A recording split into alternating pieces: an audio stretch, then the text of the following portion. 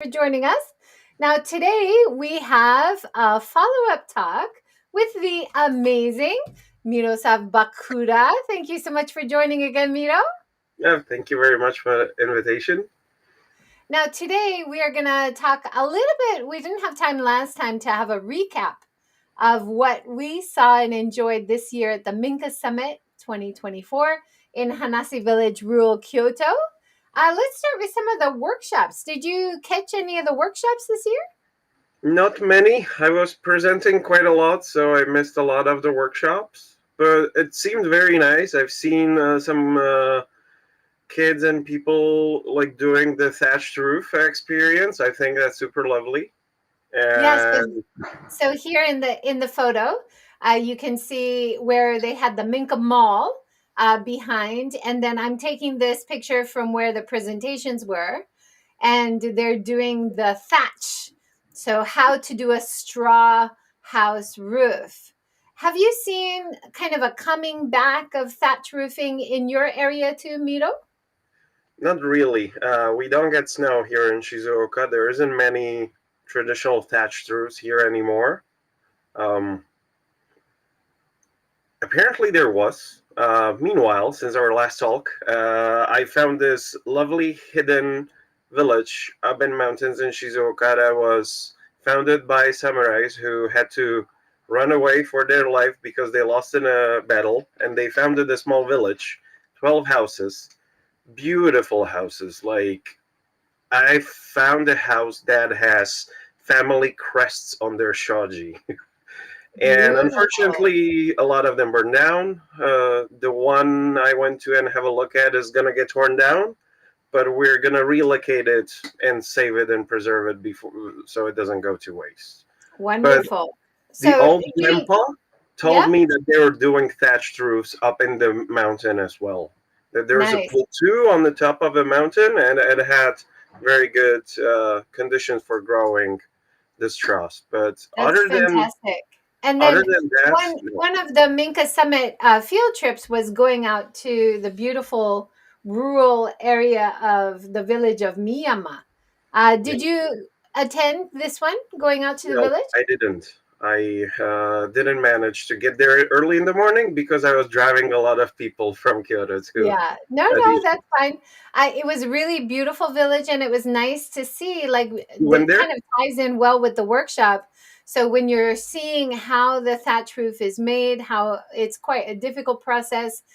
In old Japan, they used to all work together and do different houses in the community. But then this town of Miyama, people are still living in these houses. I did see you at the 2M26 Yeah, we met at design thatch 206. house. Now that was beautiful. And one of the things that really struck me, one of the co-founders was saying she loved how the thatch roof collected the humidity, and the sound of the rain was so soft and romantic compared to the hard tiles they used to have. So that was great. What impressed you about this visit? I've seen their house 3 years ago when the first Minka Summit happened, and they did a lot of work. Like, they've been working hard on their Minka to renovate it.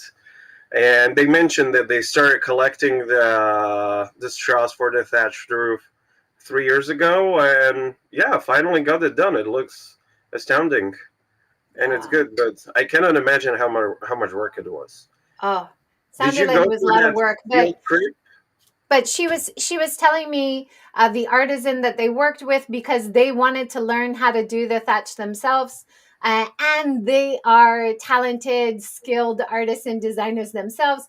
The person who taught them was so impressed how quickly they were learning and able to do it, and then now they have the knowledge, so they're going to be able to pass on that knowledge to other people, which is fantastic. That's important. Yeah, Did you go for those field trips on the Kaminka summits to that big, nice village you just showed? I did. Yeah, it was lovely. So there was only two houses in the village you could go inside that were open to the public, but it was so well preserved. And then you could walk around the village and see actual people living in there. So it wasn't just a tourist village, it's actually like a Actual community that lives there, community. which is wonderful. Yeah. Yeah, that's lovely. There's a similar village by Mount Fuji, by the lakes, not far away from Kawaguchiko. But basically, it's a museum. So you have about, I don't know, 12 to 18 houses there. And it's all like built, created museum with thatched roofs. Yeah. Looks very nice with Mount Fuji in the background, but I nobody lives bet. there. Yeah, I bet. What did you think of the keynote this year? Asby Brown did the keynote talking about beautiful alternatives. How do we want to build? Lessons from Japan. Of course, Asby has such a long career working in architecture and carpentry in Japan, written many books. How did you find the keynote? Were you there? I was there. I was very happy to see his presentation finally because until now I've always missed it. So it was a great speech, and his approach and the things he values about the carpentry and traditional architecture. That's a very beautiful way of perceiving it. Like I really love the presentation. Yeah, fantastic. Did you Uh, go? here's here's just some photos. Yeah, yeah, I was there. I loved it. And Asby's been one of the Minka masters with Alex Kerr and Takeshita-san over the last three summits. So it was great to see him as the keynote speaker this time. It's exciting to think who's going to be the keynote next time. Who are they going to pass on the baton to, right? I actually know one Japanese master here in Shizuoka. We could persuade him. That person Matsunaga-san is a friend of Takishita-san's. So, and he's been renovating Kominkas his whole life, and he would be a very good adept to join the community if he's up to it. That's awesome. I'm showing some pictures from my Minka Summit experience. I didn't take too many. In this picture also is the nearby to the venue place in Hanase called Hmm. Highland Inn, and they have renovated their old house into a beautiful restaurant and guest house and served amazing food. So that was always a treat for me when it's in Hanase Village to go have a meal with Simon. He's such a great chef. A little sneaky trip. Here's from visiting the designer's atelier Hmm. with the straw thatch, and me and you up there at the top are cheeky smiles, And a lovely and toilet. their horses that they have rescued from slaughter. Also, their compost toilet, which I was very impressed with. And that kind of leads nicely into our talk about urban planning later. Sewage, of course, is part of the infrastructure we need. And then as you're walking around Minka Summit, you can see some authors like Asby Brown, uh, my same expression every time I'm taking a photo with an author, apparently. Emily, who also did a workshop with plastering, right? Did you catch Emily's plastering workshop at all? I missed that one. I was having a presentation on that time. Did you catch it? I was moderating a panel at the same time. Yeah. Here's some of my partners' photographs. So from the village of Miyama visit, and then some of the presentations, and then the Minka Mall as well. I think a very good thing to happen next year would be, like take videos of everybody's presentations and upload them so the presenters can watch the other people's presentation if they missed them or are presenting themselves. That would be Like great. that's why I This was super this happy for Asby's presentation as a Yeah, keynote right. speaker. This was from the panel I was moderating on retaining the heritage of your Minka or traditional home. Here's Brett Rasmussen describing how he finds treasures in the attic of the houses that he restores. And right next to him is Shelley Clark, who talked about restoring her house. I think I met she's in Shelly Shizuoka as last well. week. You saw her last week? Yeah, she was walking in the village which I'm renovating with my company. She was just there on That's the walk with her dog. fantastic. Hello, hello. All these great connections from Minka Summit you can follow up and go and visit people and see them again. It's kind of like that, right? Like the Minka Summit, one of the nicest things for me is being able to see some of the same people year after year and meet new people and hear about new ideas and areas that I hadn't really thought about. How about for you? Any big takeaways this year? I think the Minka Mall is the best thing that's happening.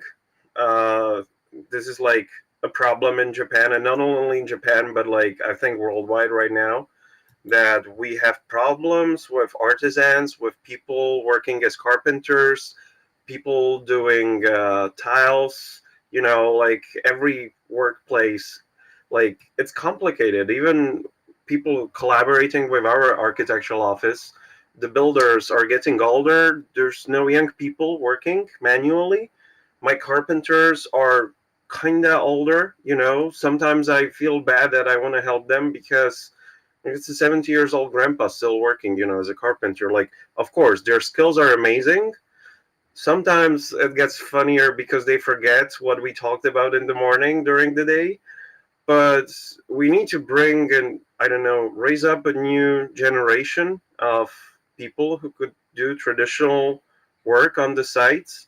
And I think one of the ways how to promote that is actually something like Minka Mall, where as a kid or a young person you can experience how to thatch a roof, how to build a typical construction, how to use a planner, how to use a saw, and have people try it out, and that could inspire somebody to, oh, I want to become a carpenter. Oh, I want to do traditional Japanese styles, or there's a lot of work that can be done.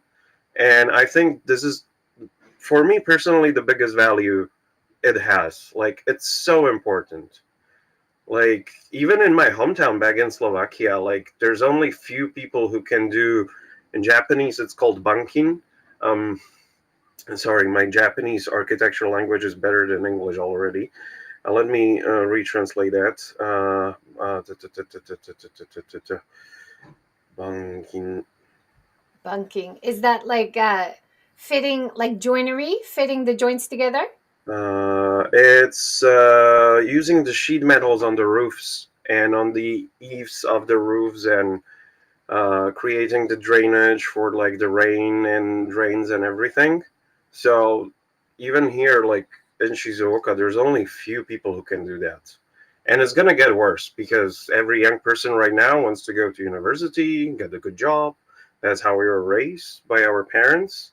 And I think we may have made a mistake, boomers and millennials, somewhere on the go, that everybody right now wants to go to uni and get a good job. And I don't think, like necessarily that carpentry's work worse than doing like office work.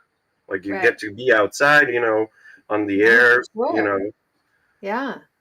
I think I see the trend a lot in other countries of going to trade school, learning a craft, learning hands-on skills. That was one of the questions I had at the Minka Masters, the last panel. I said to the masters, Takesh Sasana and Azby Brown, how can we develop a love of old houses and traditional techniques in Japan for the future? And I was kind of hoping they would say, of course, it should be part of the curriculum and everything, right? All the education. But what they did say was really beautiful, that they should just make it really fun for kids to go and experience old houses and yeah, doing old skills as field trips and projects. And I thought that was a great answer.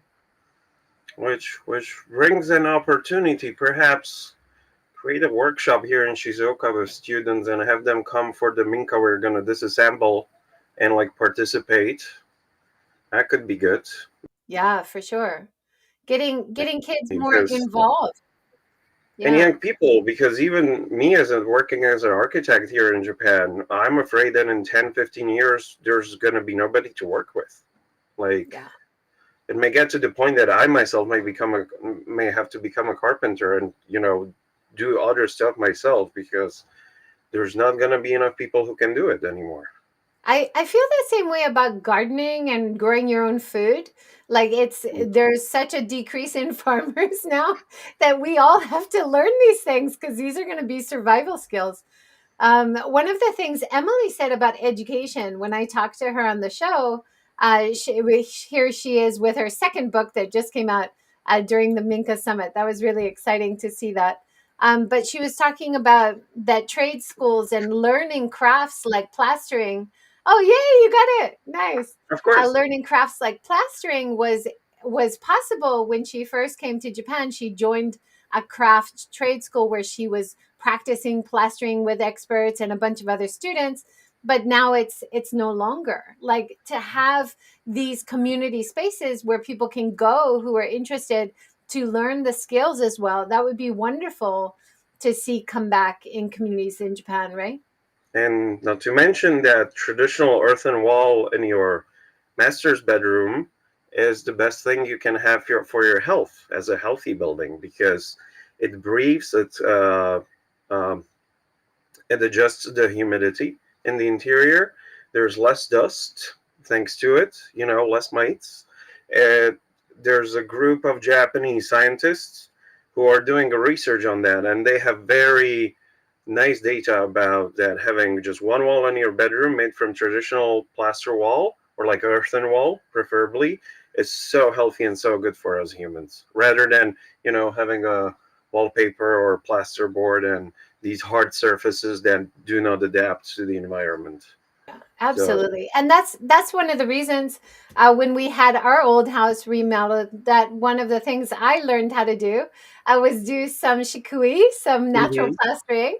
And I got my kids involved. And when you're using natural materials, you don't have to worry about it being toxic when you've got it around kids. And it absorbs the smell. So it always, smells good in the house, I think. And if But you yeah. destroy it, it's easy to repair. You just Yes. mix up some new You earthen walls mess it up, or you just mud. do another layer. Yeah. Yes, absolutely. It's very forgiving. I love that. Now, Miro, let's transfer to our main topic a little bit. So we're talking about urban planning and what makes good urban design when you're giving recommendations. You've done a lot of great work in Japan. You've got insights also from Europe that when you did your training. Now, when we're starting, can I just show you some things that I noticed in Kyoto when I was there last weekend? Yes, And please do I so. really appreciate in terms of sustainable travel and urban planning. And then you can comment on it. How does that sound? Okay, sounds good. Okay, Sounds so amazing. let's Go for it. start.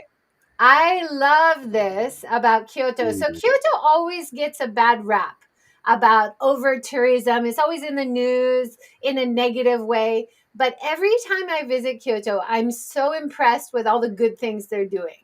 And so I wrote a Medium article with some of these points, which I think they have done and are doing well. And it's a good example for other areas. And one of them I see that you put in your photos as well, having waterways going through the city. Now, Kyoto does this so beautifully with trees and water. This is a great feature, right? It's good, and it cools down the city, and it creates, a nice place and space for people to go for a walk. When you hear the water, it's something relaxing. It helps with the microclimate. That's super important, I think. So yeah, if it's done well, those places are very popular. Yeah. And it's pretty, right? And they have a lot of businesses right along these canal streets. And so the business is also benefiting from having that soothing sound for their customers, Well, dulling down the city noise. The audio experience is also better, right? that has been in Kyoto and Japan ever since the cities were being made. That was kind of a concept that you would have a tea house by a river, and you would go to the tea house on a small boat in a canal or channel that was man-made. And these things are still alive in few places in Japan, which is amazing. Unfortunately, nearly all was lost in Tokyo. That's a bummer. Right now, they need to figure out what to do with the city on that part. And it's going to be a new challenge. Yeah. And in Hiroshima as well, we used to have a lot of riverways in the city center, but unfortunately, most of them have been covered over and they became the tram lines. So they still have like the names of waterways, but they're the tram lines now. if we brought through more water, I mean, we've got 7 branches of the river going through the city, which is lovely. But Hmm. maybe if we had some more small canals in areas that are pedestrianized, that would really enhance the city as well. Well, um, I'm not sure that I could or should call myself an urban planner. My friend from Prague is much more suited. Yet, when it comes to urban planning here in Japan, how the cities are made, like it's important to understand the history, I think. It explains a lot about how Japanese people think about building cities. And maybe a good start would be a small history talk about like Tokyo, Edo, which used to be farmland of about 50,000 population back in uh, 400 years ago, basically. And then Tokugawa Ieyasu started building his fortress there, right?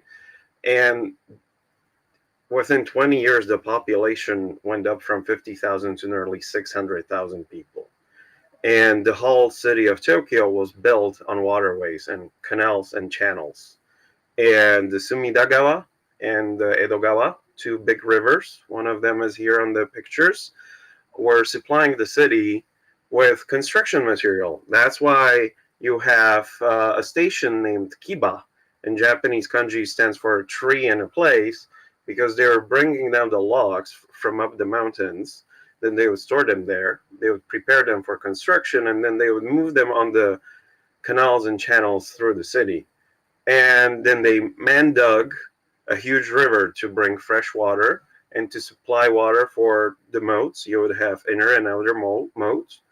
And the topography of Tokyo is interesting. Like all professionals talk about it, that you have the lowlands where the merchants used to live, and then you have the upper lands, and it's like Yamanote. It's like fingers of a mountain going into like a flatlands. And at the tip, at the end of one fingers is the imperial palace right now, or the castle Tokugawa Ieyasu built.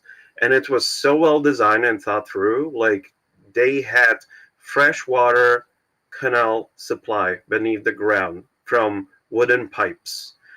You know, it was so well engineered and designed. And Tokyo have been growing bigger and bigger and bigger ever since it was founded, because the layout was so done so well and well thought through, that the natural river flow through the city would mean that the river would not stagnate, you know, it would not rot.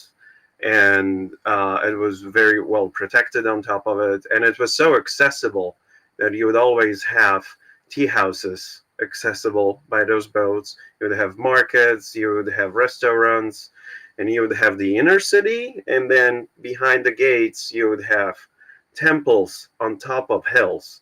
And that's why those areas right now are super popular, because back in the time you would get outside of the city gates. Inside of the city gates, you would have to behave.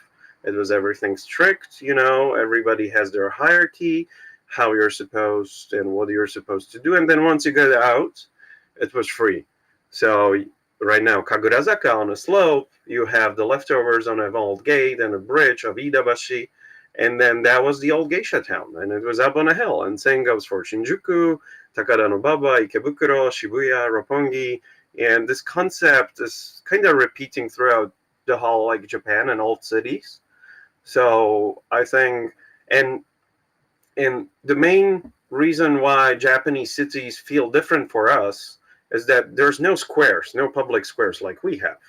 And one of the reasons was that the ruling class, the samurais, they didn't want people to riot, so you're not going to create a square for people to gather. You would have a street. That's why Japan has shotengai. The shopping streets are always perpendicular, mostly, on the train stations, and go out to the city, and then the city starts spreading from out there. So the picture you're showing right now, it's the plan of Shizuoka, which Shizuoka City, where Tokugawa Ieyasu is from. And you can see the big place in the center. So that used to be the castle, which doesn't stand anymore, unfortunately. It was very pretty. And then the city is all around it. And you can see a thin red line going through the city. That's the Tokaido, which is the road that used to go, the main road between Tokyo and Osaka and Kyoto. and all the cities like even Shizuoka and a lot of pictures of Tokaido are famous by Hokusai, right? His paintings of the Tokaido 53 paintings, and then viewings of Mount Fuji, the 36 paintings, which actually ended up being 46. And like if you go deeper into it and you look up your history, then it kind of starts making sense.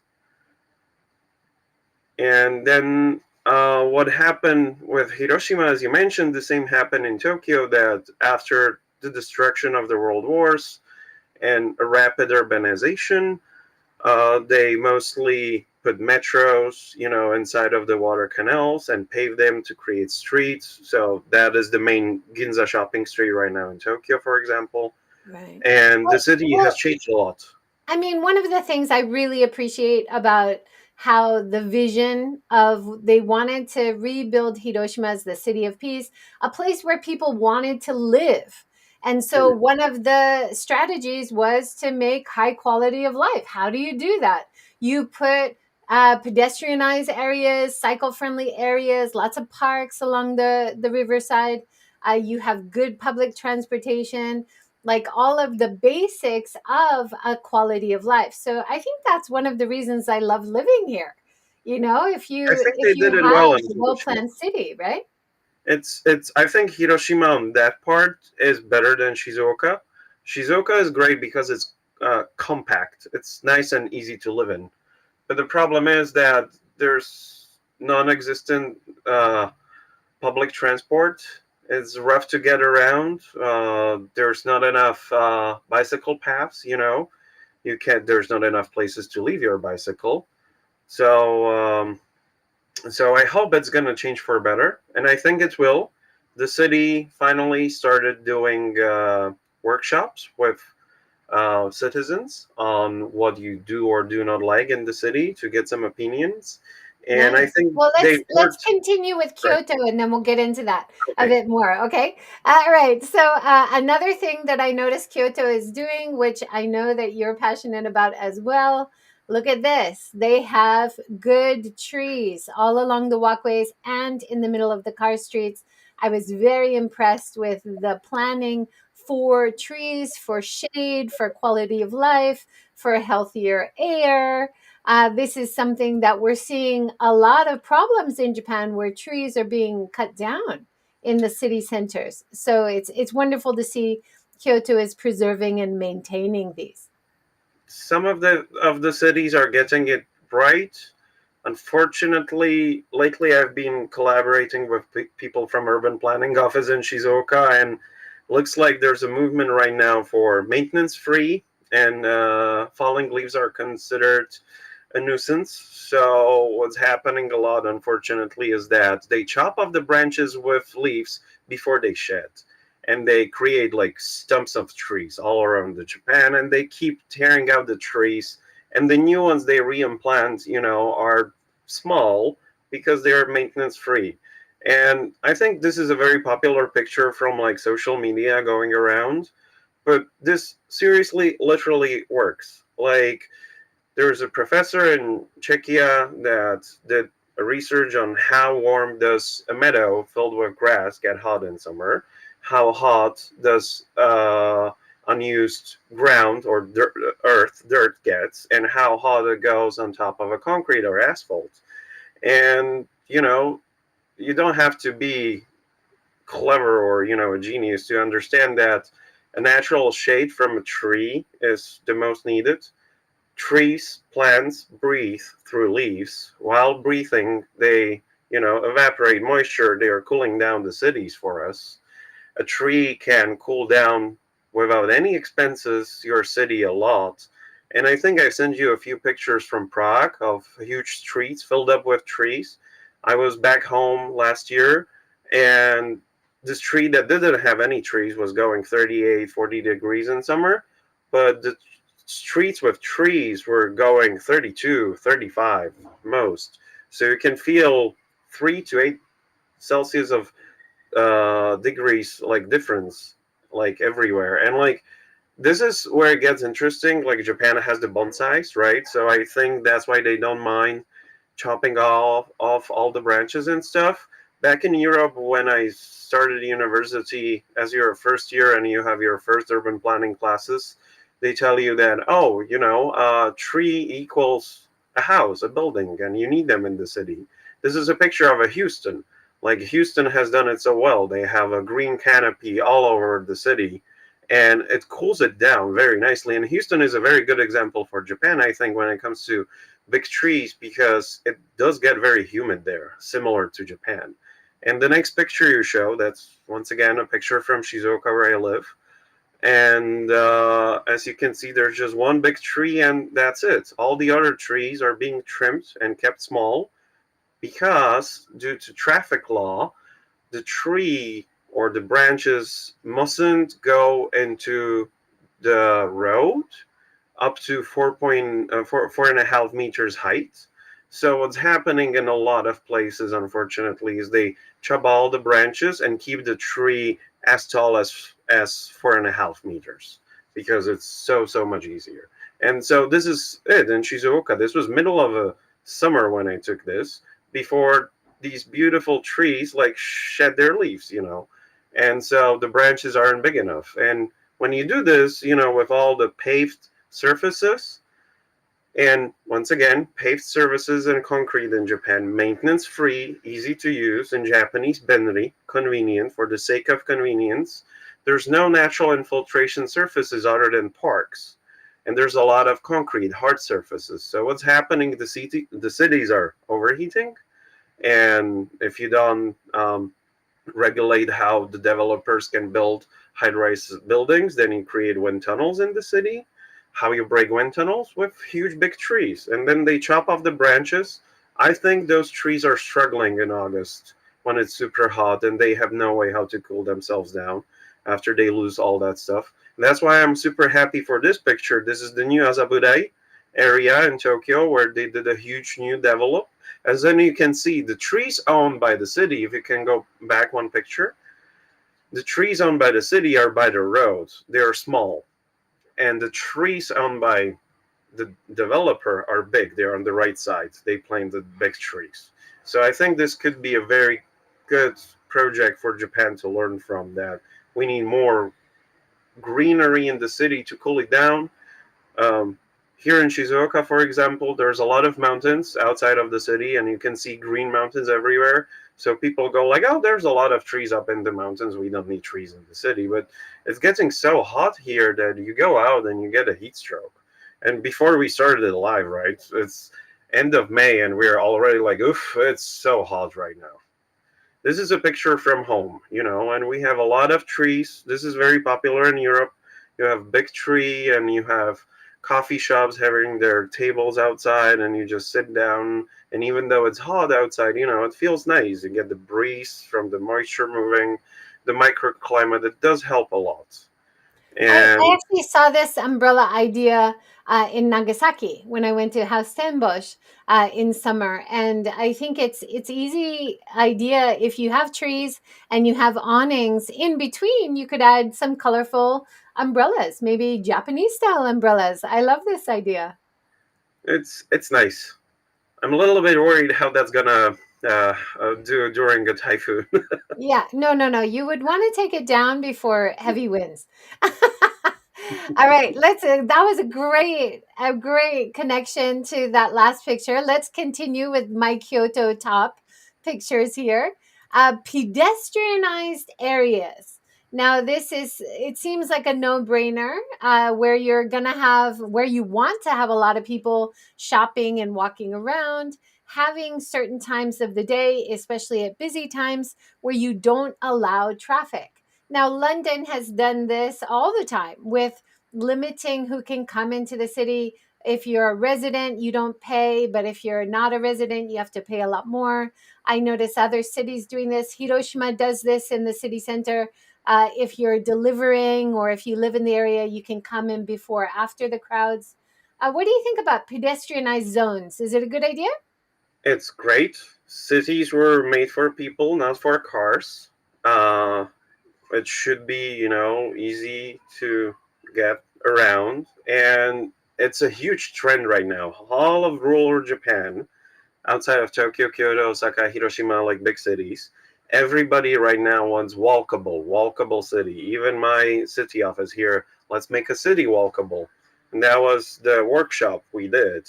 And I don't think they're getting all the points what means to have a real walkable city yet.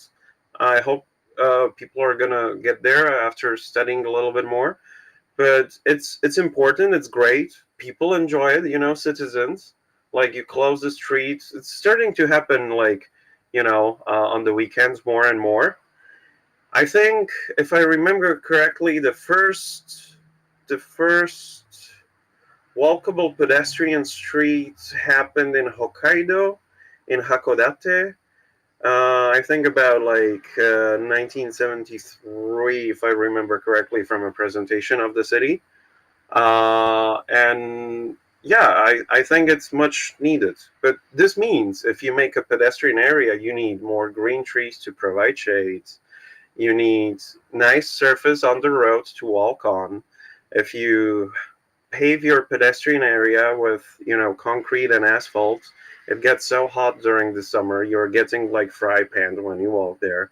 That's why those places deserve to be paved with either stone or other stone material tiles that don't get as hot. And that's so important. Make it barrier free, which needs to be done well. That was a great thing in Prague when we started university as architects. Like, architecture and urban planning class, you would have to take a wheelchair and go around Prague on a wheelchair as a student to test how easy or difficult it is. And unfortunately, such practice I haven't heard of here in Japan. So I keep telling people from city office that do a workshop, go and try it yourself, because many places are not as easy to get and walk through. I think that's really important. I mean, one of the things I love about this view is how Mm, nice it is to walk and how it meanders. I yeah, like that yeah, design, but it should still be accessible to people in wheelchairs or people walking with yes. a cane. We have to think about not having steps everywhere, having slopes where people would have to go up onto a curb, for example. Having Accessible a flat cities, curb. especially with an aging population in Japan, we make accessible cities. That's good for everybody, right? Yep, that's much needed. Japan is going to be a very good experiment for the world, I think, with how fast the population is aging. Yeah. Now, that's one of the beautiful things I love about all these small alleyways in Kyoto and how they're reusing. This is a new build, but they have Hmm. done it in traditional aesthetic design. So it really Yes, fits into the traditional vibe of the city center, which I think we're talking zoning laws here, we're talking regulations, but also what local people want to see happen, right? yeah, And so getting that idea that this is our brand, this is what we want, and of course it has appeal for locals but also for visitors. They want to see places like this, but then again it might be too narrow for a wheelchair. So when we're making these new traditional versions, let's also think about, is it accessible?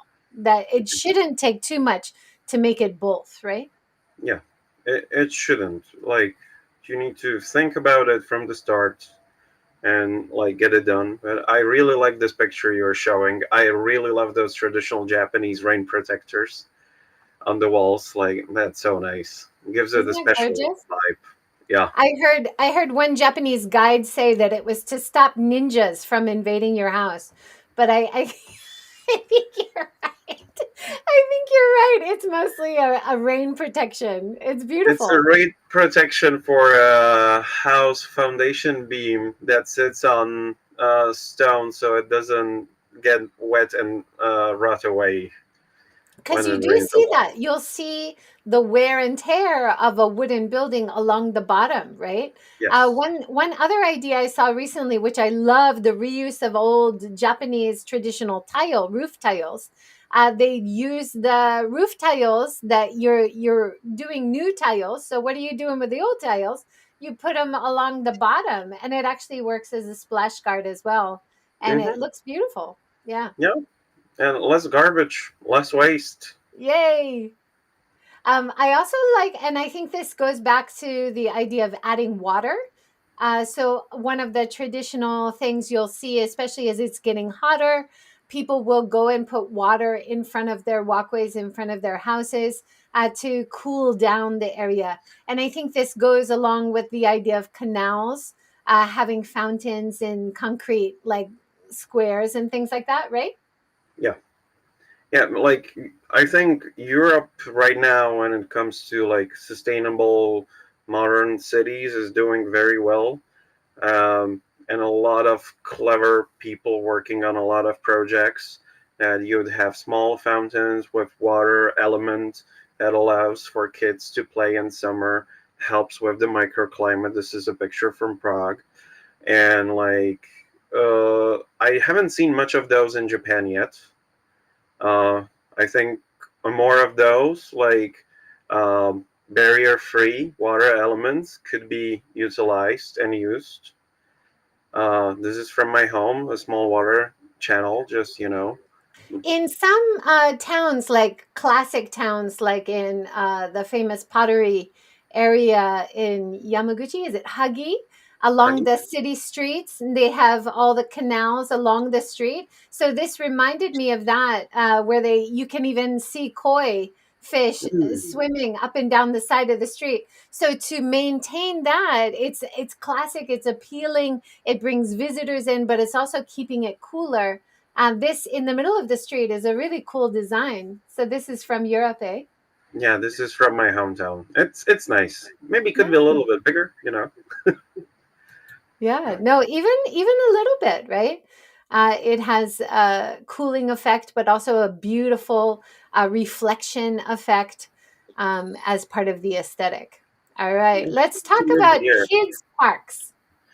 Oh yes, So in Kyoto, I thought this was like in Japanese, you might say bimyo, right? Like it's right. almost good, or it's not as good as it could be, or it's not as bad as it sometimes is. So we've got a little bit of shade, we've got places to sit, but where the kids go on that metal slide and on the swings, there's no shade. Why isn't there more shade in kids parks, right? I mean, this is when I had kids, I wouldn't take them to the park if the slide was metal and the sun was shining and it was a hot day. They'd burn themselves, you know. So having shade as an element of parks, having water fountains, there's so few water fountains even in parks where people can drink water, you know, refill their containers. These are things that we can definitely implement to improve, right? And Japanese people feel it. They understand it. When we had the workshop here in the city, a lot of people said the same thing, that it's chotto bimyo, and that the green parts are not connected. That there's no enough of shade in the city, and especially the kids' playgrounds. I think I sent you a picture of one with a huge tree, which is just a stump in the middle. And this was taken at the end of October before the tree would shed the leaves. They chopped it off. Yeah, I remember putting that in my collection here. Sad Park. Oh, here it is. Sad park, yes. Yes, Sad Play Park.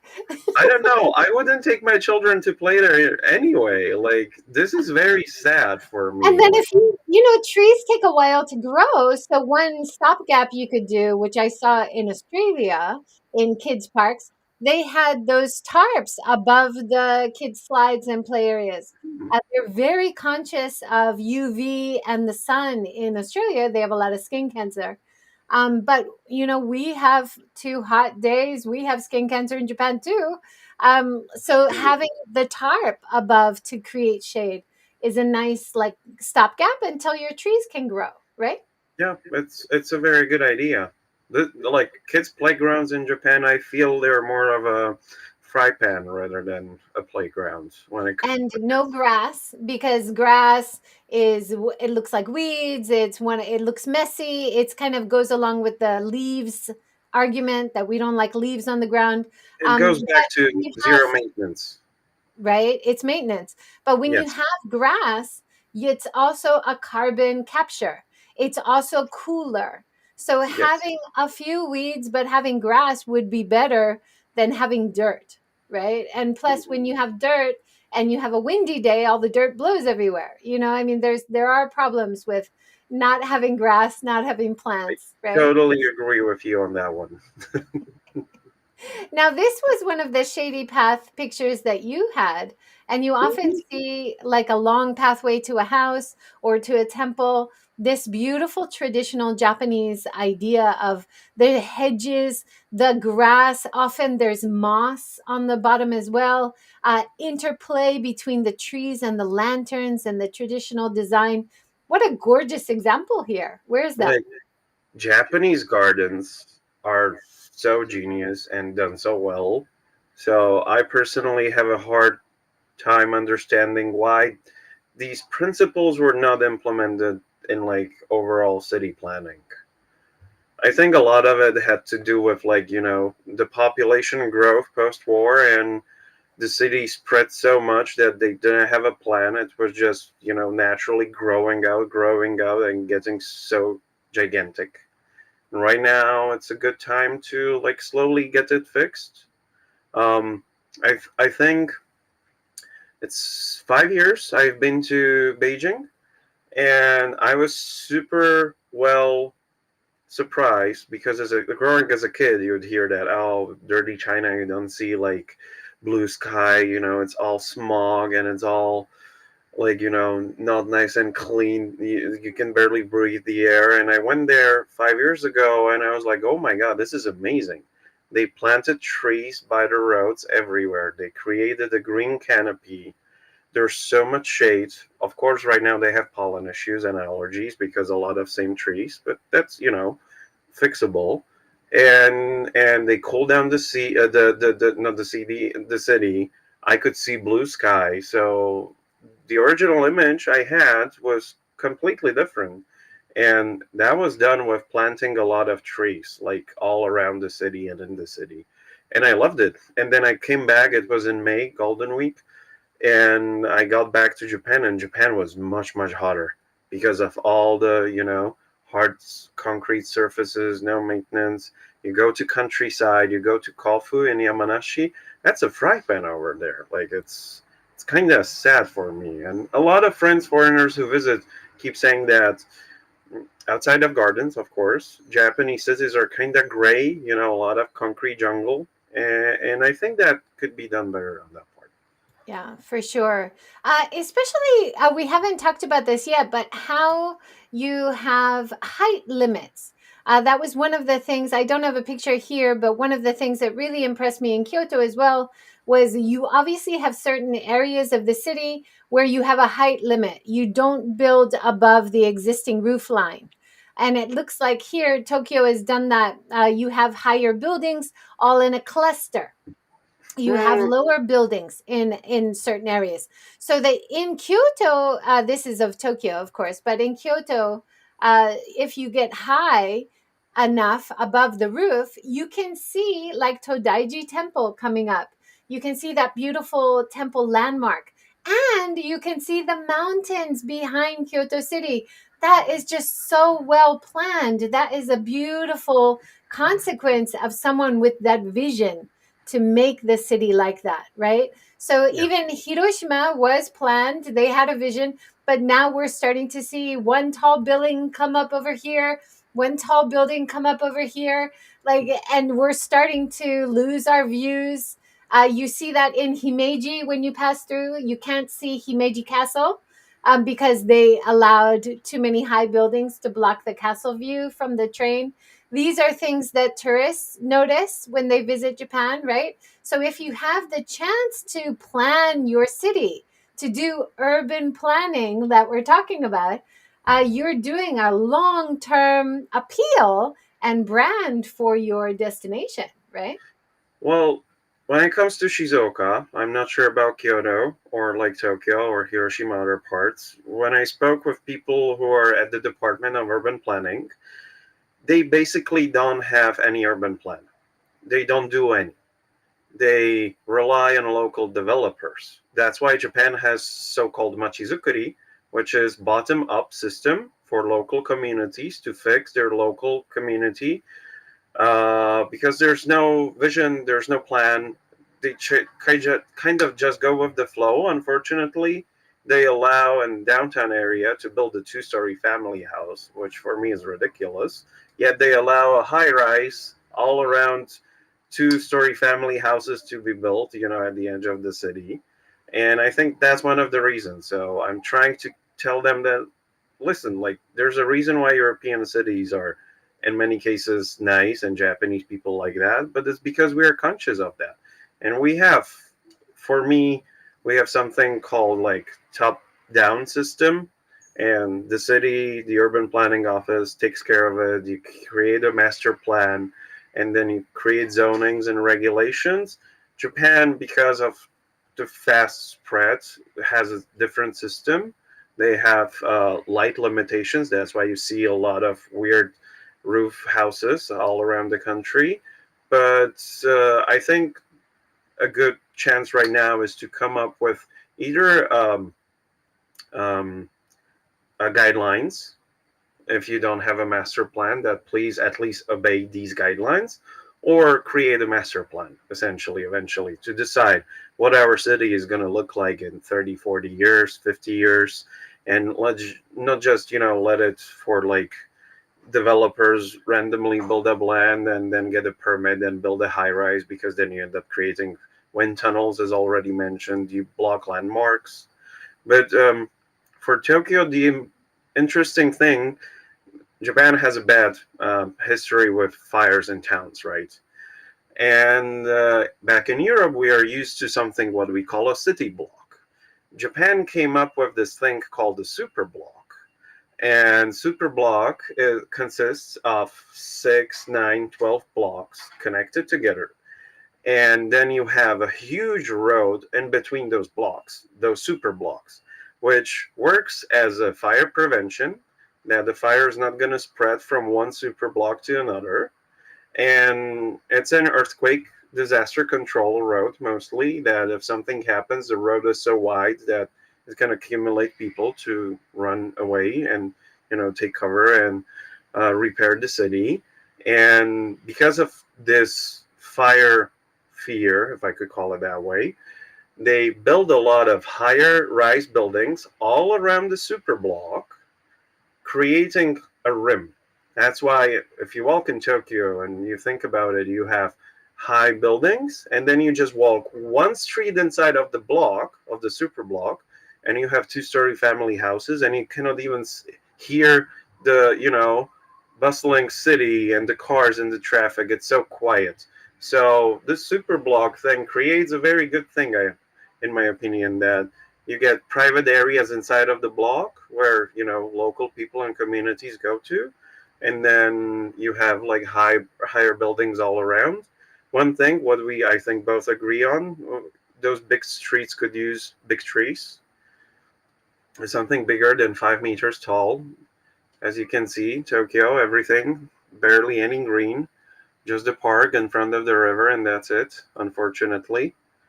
But yeah, I think because of the movement of walkable cities in Japan, I think this is going to slowly change. So, Oh, uh, that's really good insight. I didn't know about that. But that makes a lot of sense when you look at cities like Tokyo. You yes. mentioned this area before. It's also great to see new designs which incorporate trees and greenery as a part of the building design. What a gorgeous building here. Well, it's Hedderswig Studio, They are super famous architectural studio. I'm so happy for what they did with Azabudai Hills.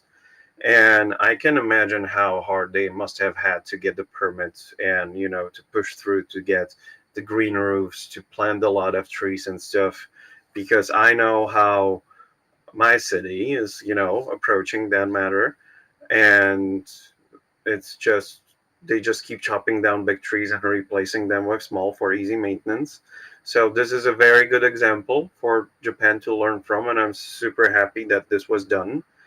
And one important thing, interesting, that can explain a lot of stuff about Japan. Police department has a huge say in urban planning. or let's say road safety. So, and they kind of do not unfortunately collaborate necessarily with the urban departments. So, if an accident happens, they decide that, okay, we need to put another bollard or something here, prevention, and they do it on their own. I think they could collaborate more to be conscious of how the city looks like. So, you don't end up with what I call in my city a bollard hell. It's a pedestrian, very super barrier, unwalkable, unfriendly area, and it's the biggest main street where festivals are, run.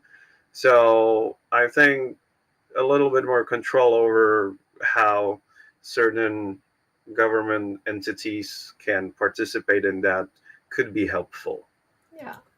I love this street that I know that's that same beautiful area. They've done a great job, but I notice this a lot when they design new areas. It looks beautiful, and then 2 weeks after they open it, you start noticing these plastic cones, which become part of the permanent design.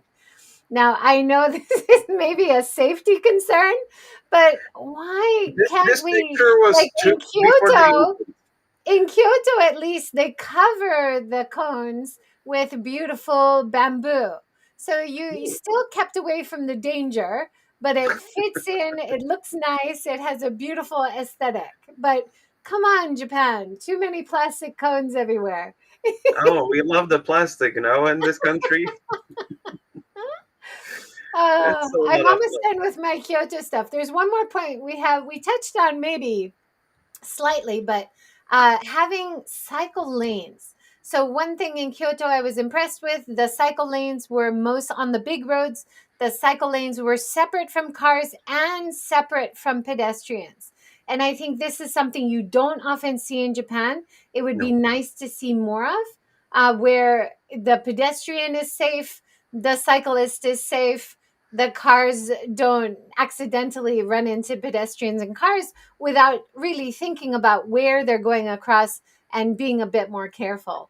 And It wasn't everywhere in Kyoto, but I did notice they're obviously doing it as part of planning new roads. And Impressed. this is not rocket science. In Western Europe, they figured out how to do it well and properly. I would love for Japan to hire professionals from there and have them design it rather than them trying to figure it out here.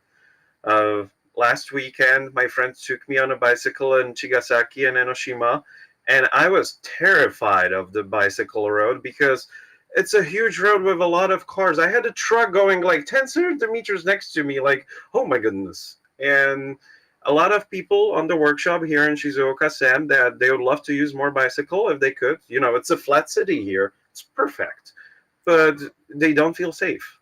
But also having bicycle parking. I did notice if you cycle into like a city center shopping area, they always had bicycle parking. Maybe you have to pay 100 yen for 6 hours or something, but you make it reasonable, you make it orderly and efficient, but you don't make a city center without bicycle parking. Well, Like you have to think of that part. teenagers and kids complain about having to pay 100 yen. I think they should make an exception for youngsters. Yeah. Well, at least having it is important, right? Yeah. Not just making car parks. We want to encourage people to cycle more. It's healthier for people, it's better for the community. It keeps the air clean because it's zero emissions. Yay. And it's very inexpensive way how to provide accessibility in a lot of cities in Japan where the buses aren't that good or you don't have trains other than just one line going through the city. So bicycles are a very good way how to provide accessibility, and I would hope that's gonna become more common here. Yeah. Well, so many great ideas here so far, Miro. We have one more minute. Anything we didn't touch on that you want to mention is important for urban planning in Japan? I don't know. No. I wish. It's a long topic. More exterior insulation in Japan. Japan needs to figure out the insulation insufficiency there. Putting photovoltaic panels on all roofs in Tokyo is not going to help with electricity shortages in summer. And one way how to cool down the city is through the trees and plants and green belts, connecting the parks. So um, I think a nice theory would be to tell the people responsible for urban planning in Japan to realize that people going in summer to hospital from a heat stroke, it's their responsibility. Because if you design the city well, you can cool it down naturally. And it's going to be so much needed in the future, I'm afraid. And Yeah. more natural Even permeable now, surfaces. even now in May, it is already reaching 30 degrees in many parts of Japan. And it's not So humid yet. and we are getting hotter and hotter every year, so this kind of investment in trees, investment in cooler infrastructure, investment in renewable energy and insulation, these are things that we should all be thinking about as consumers as well as city planners, right? We can do it Yes. on both sides. How do you remember rainy seasons in Japan? You've been here longer than I've been. It's much shorter now, so we Yeah. might have water shortages as well, right? I And remember having more first time. trees helps with retaining water. So let's think about the benefit of trees for water as well, right? Yes. I remember 9 years ago, rainy season started. It didn't stop raining for 6 weeks every single day. Oh my God, that was rain hell. And right now, it's barely raining. Yeah. Last year, it's changing. Yeah. The So maybe next time we can talk about water features and water conservation as well. That is our hour. Thank you so much, Miro. So many great ideas here. We started talking about the Minka Summit this year. We spent most of the time talking about great strategies for good urban planning that's better for people, planet, and profits. I hope you guys enjoyed. Thank you so much for joining, everyone. yeah, And thank you. Big thanks to Miro. So many great ideas here. yeah. Thank you so Thank you much. very much, JJ. Let's do it again. Thanks again. Thanks, Thank you very everyone. much. Have a great day. Have a great weekend.